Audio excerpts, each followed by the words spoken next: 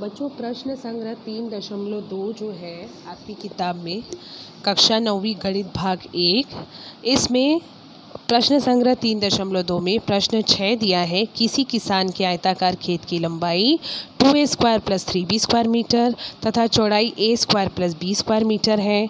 किसान ने खेत में a² - b² मीटर की वर्गाकार जगह पर घर का निर्माण किया, तो शेष खेत की जगह का क्षेत्रफल ज्ञात कीजिए, ऐसा सवाल में दिया गया है। अब यदि आप ये सवाल समझेंगे तो आपको देखो क्या समझ में आ रहा है। पहले देखिए खेत है, किसान के पास कैसा खेत है? आयताकार खेत है।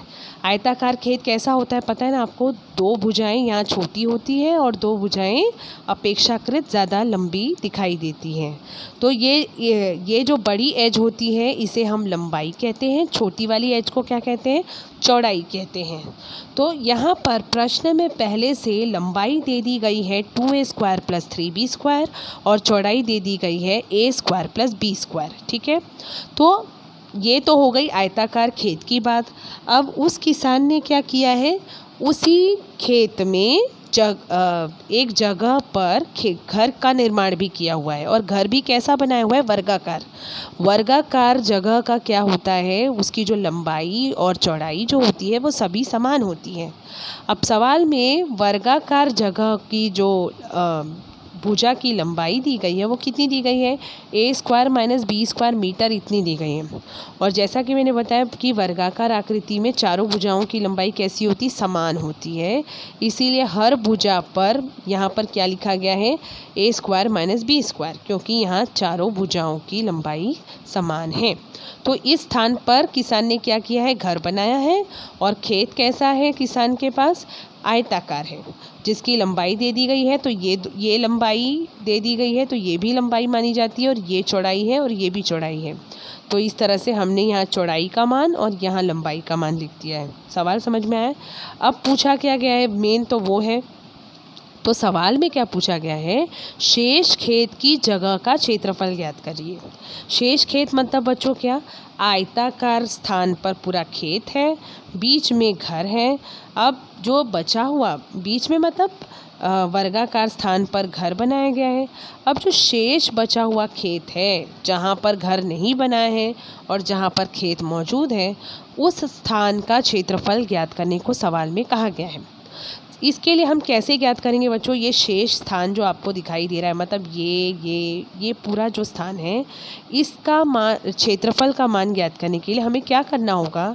हमें आयताकार खेत का क्षेत्रफल ज्ञात करना होगा और वर्गाकार स्थान का क्षेत्रफल ज्ञात करना होगा।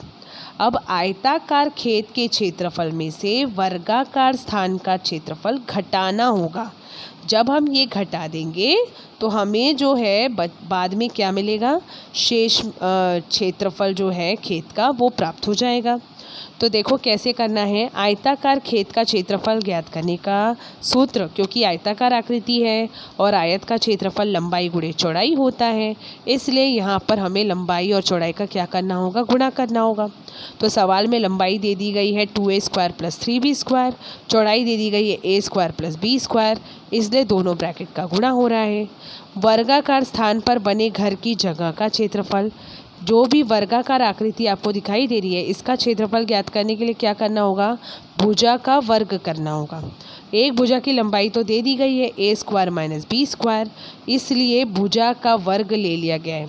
यदि आपको ध्यान ना हो तो वर्ग का क्षेत्रफल मैं बता दूं, भुजा गुणे भुजा होता है या भुजा का वर्ग होता है। यदि नहीं ज्ञान हो तो आपको ये फॉर्मूला याद रखना है। वर्गाकार आकृति का जो क्षेत्रफल यदि हमें ज्ञात करना होता है तो भुजा गुणे भुजा करना होता है। इसलिए यहाँ पर एक भुजा का माप है a² - b², इसी में हम 2 बार गुणा करेंगे। a² - b² का हमने क्या लिया है? वर्ग लिया है। वर्ग मतलब इसी मान का 2 बार गुणा हो रहा है। भुजा गुणे भुजा। अब आगे देखते हैं कि बचे हुए खेत का क्षेत्रफल हम कैसे ज्ञात कर सकते हैं।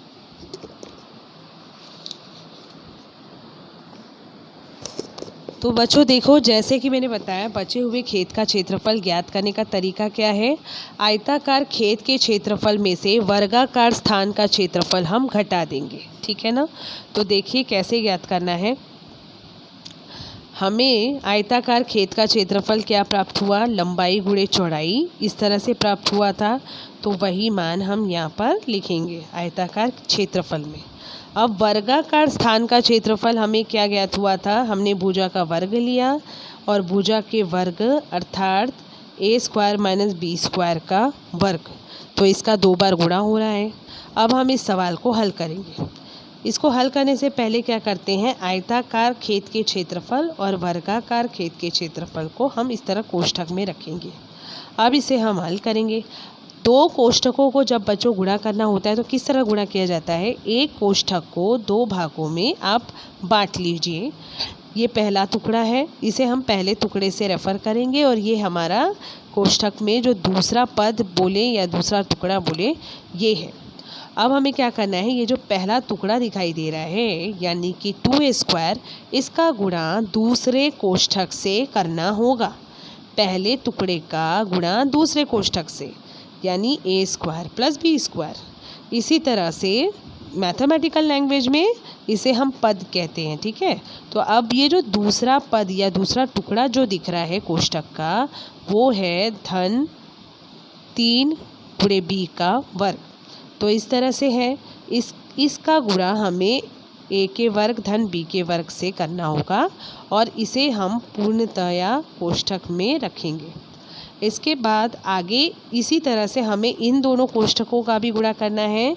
यहाँ पर जो पहला ब्रैकेट दिख रहा है आपको, उसमें 2 टुकड़े लेने हैं। अब इसमें से देखो पहला टुकड़ा ले लिया और इसका गुणा दूसरे पूर्ण कोष्ठक के साथ, ये दूसरा टुकड़ा लेना है और इसका गुणा दूसरे पूर्ण कोष्ठक के साथ करना है। अब ये गुणन करेंगे हम।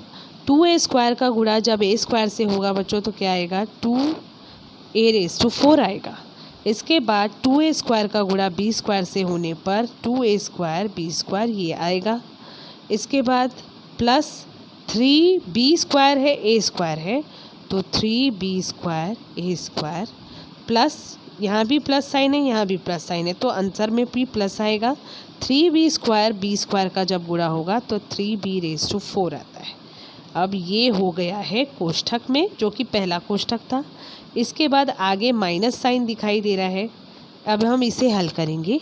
a स्क्वायर का गुणा होने पर a⁴ आता है। a square minus b square का गुणा होने पर a स्क्वायर b स्क्वायर। देखो माइनस लिखा है, क्यों माइनस लिखा है मैंने बच्चों, क्योंकि यहाँ पर प्लस साइन है यहाँ माइनस साइन है, प्लस माइनस माइनस होता है और a स्क्वायर b स्क्वायर ये आया है a स्क्वायर b स्क्वायर। इसी तरह से माइनस b स्क्वायर का गुणा जब होगा a स्क्वायर के साथ तो आपको मिलेगा minus b square a square. अब माइनस b स्क्वायर का गुणा माइनस b स्क्वायर के साथ हो रहा है तो माइनस माइनस प्लस होता है और b स्क्वायर का गुणा b स्क्वायर से होने पर घात जुड़ जाते हैं, 2 और 2 4 हो जाता है। इसीलिए आपको यहाँ क्या दिखाई दे रहा है, b घाते 4 दिखाई दे रहा है और कोष्ठक इस तरह से बंद हो जाएगा। अब आप देखिए कोई सजातीय पद यदि है तो सजातीय पद का जोड़ घटाना हम सबसे पहले कर लेते हैं। तो अभी आप देखिए 2a स्क्वायर b स्क्वायर है और 3b स्क्वायर a स्क्वायर है, तो ये दोनों सजातीय पद हैं। यहाँ पर आपको b स्क्वायर पहले और a स्क्वायर बाद में है, a स्क्वायर यहाँ पहले और b स्क्वायर बाद में है, पर दोनों ही पदों का यहाँ गुणा ही हो रहा है। ये दोनों ही सजातीय पद हैं और इन दोनों का योग हो जाएगा। 2a स्क्वायर b स्क्वायर का योग 3b स्क्वायर a स्क्वायर से हो जाएगा, जिससे 3 और 2 जोड़कर आपस में क्या हो जाएंगे,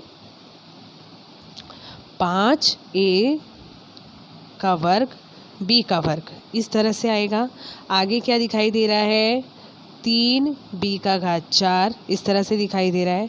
तो ये हमने लिखा ब्रैकेट में, तो इसको अब हम ब्रैकेट में रखेंगे, फिर माइनस साइन आ गया। इसी तरह से हम इसके साथ भी करेंगे। देखो a घाते 4, यहाँ पर देख सकते हो आप minus a square b square है और यहाँ भी minus a square b square है। तो ये दोनों आपस में जुड़कर क्या हो जाएंगे, minus 2a square b square हो जाएंगे। ऐसा क्यों, क्योंकि यहाँ पर भी गुणांक के तौर पर 1 है, यहाँ भी गुणांक के तौर पर 1 है। दोनों का यहाँ पर क्या संयोग होने पर क्या होगा, minus 2a square b square, यहाँ भी -1 -1, ठीक है। तो क्या होता है इनका, -2 आता है।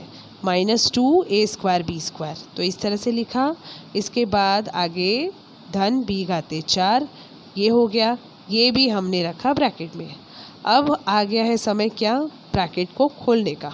तो सबसे पहला ब्रैकेट जो है ये जब हम खोल रहे हैं तो इनके चिन्हों में कोई परिवर्तन नहीं होगा, क्योंकि इस ब्रैकेट के पहले प्लस साइन है, कोई भी बदलाव यहाँ नहीं है।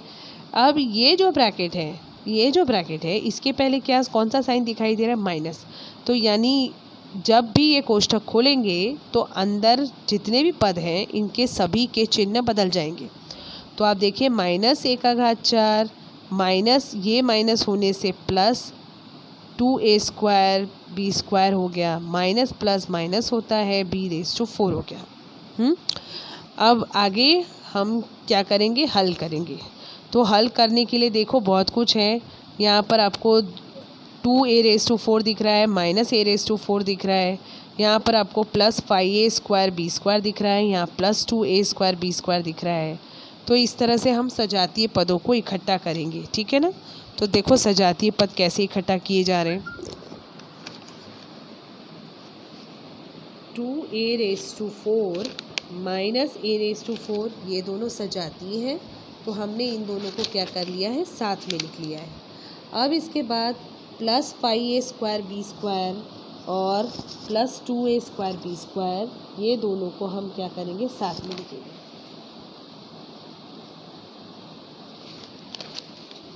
+2a² b²।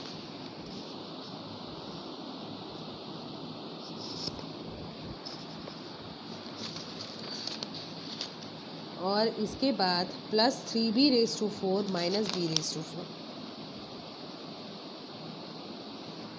ये लिखा।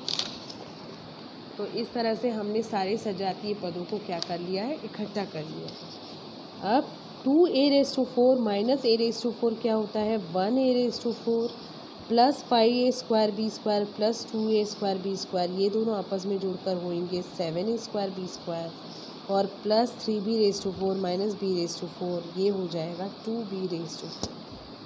ठीक है। इस तरह से बचे हुए खेत का क्षेत्रफल बच्चों ज्ञात हो चुका है, और वो क्या ज्ञात हुआ है, ये ज्ञात हुआ है a⁴ +7a² b² +2 × b⁴, ये ज्ञात हुआ है। तो हमें अंत में क्या करना है, स्टेटमेंट लिखकर दिखाना है, बचे हुए खेत का क्षेत्रफल बराबर a⁴ धन 7 × a² b² धन 2 × b², इतना। और क्योंकि क्षेत्रफल की इकाई की बात करें बच्चों, तो ये होगा मीटर का वर्ग। अब ये इकाई स्क्वायर मीटर यानी मीटर का वर्ग कहो, वर्ग मीटर कहो, या स्क्वायर मीटर अंग्रेजी में कहो, सब एक ही है। ऐसा क्यों, क्योंकि आपको पता होगा आयताकार खेत का जो क्षेत्रफल है उसमें लंबाई गुणे चौड़ाई हुआ था। लंबाई भी मीटर में होती है और चौड़ाई भी मीटर में होती है। इन दोनों का जब गुणा होता है तो मीटर का वर्ग हो जाता है। इसी तरह से जो वर्गाकार स्थान पर घर बना था उसका भी क्षेत्रफल मीटर गुणे मीटर होगा, क्योंकि भुजा का वर्ग हुआ था, आपको ध्यान होगा। तो वहाँ पर भी इकाई मीटर का वर्ग हो गई थी। और दोनों का जो अंतर निकाला गया, क्योंकि बचे हुए खेत का क्षेत्रफल ज्ञात करने के लिए हमने आयताकार खेत के क्षेत्रफल में से घर के क्षेत्रफल को घटाया था। तो अंतर जब ज्ञात किया गया तब भी जो इकाई होगी वो फाइनली मीटर का वर्ग होगी, यानी वर्ग मीटर होगी। तो इस तरह से हमने बचे हुए खेत का क्षेत्रफल बच्चों ज्ञात कर लिया है। ठीक है, तो इस तरह से ये सवाल हल होता है।